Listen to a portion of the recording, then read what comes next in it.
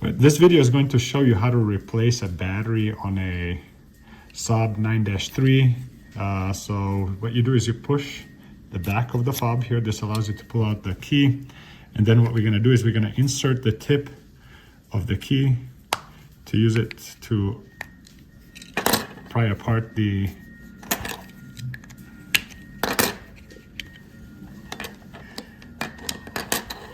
key fob. And then what we'll do is essentially use like a screwdriver, lift up the battery that's in it. You see it's a CR2032. We're replacing it with another Energizer 2032. And so here's the new replacement one. And basically gonna just do the reverse, push it in, push the key fob together till you hear it snap.